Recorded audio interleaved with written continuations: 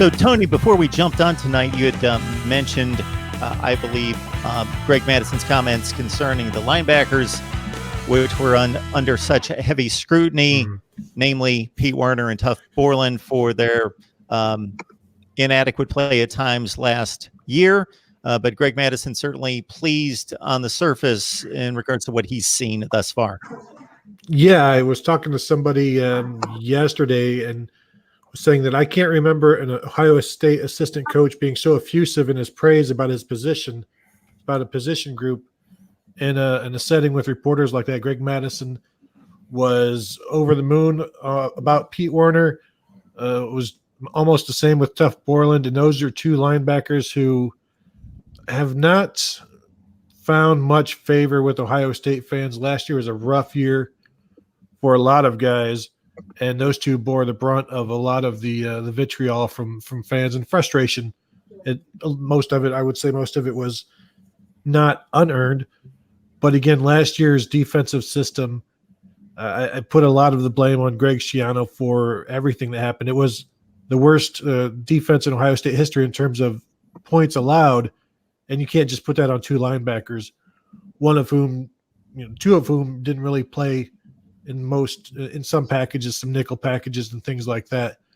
But Madison really likes Pete Werner, really likes Tuf Borland, and fans, while Madison is saying these things, we're tweeting it, we're posting it on message boards, in real time, and reactions from fans were not great. They weren't happy about it. And this isn't all fans. It's just the fans who chose to respond.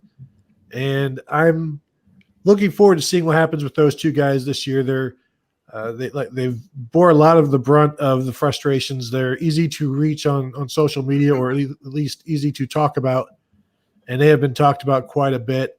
And I think they're going to be a lot better than they were last year. The defense seems to suit them better, allows them to react and just play more naturally, less thinking and more just reacting. And I think that's what was missing much of last year. And the linebacker should be the beneficiary of a lot of the changes this year. Steve, anything on that front?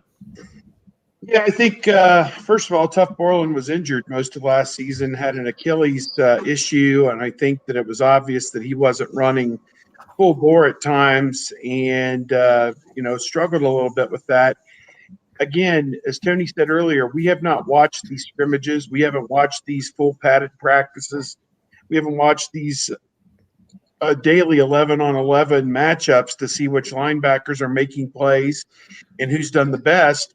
You can only go by what the coaches tell you. And if they tell you, and again, let's just take a half of a step back here. Greg Madison and Al Washington didn't recruit any of these guys. They have no vested interest in any of these guys to say, this is my guy. I brought him here. He's my guy. They're brand new from the University of Michigan.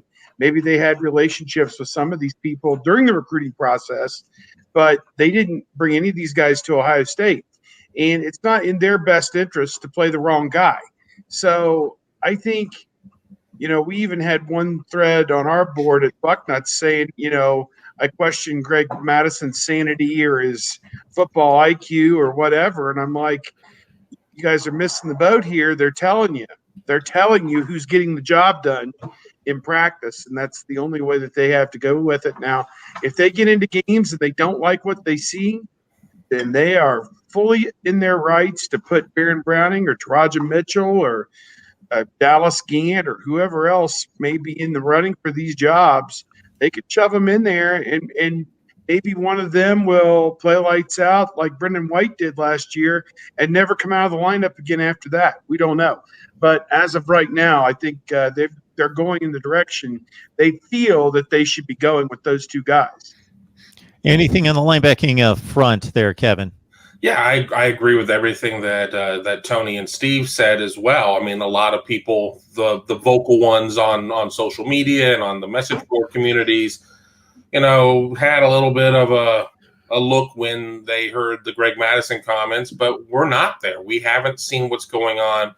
It's very easy to single some of these guys out and try and pin the issues that the defense had as a whole on them. But, you know, from the people that I'm talking to as well, I mean, remember, Tuf Borland had a miraculous comeback from an Achilles injury. I mean, that's supposed to be a year-long injury. He was not gone for a year. I mean, he did look maybe a step slow, maybe even 2 steps slow out there, but it didn't help that these guys were also playing too close to the line of scrimmage and were taking themselves out of plays just based on the scheme that was being put out there.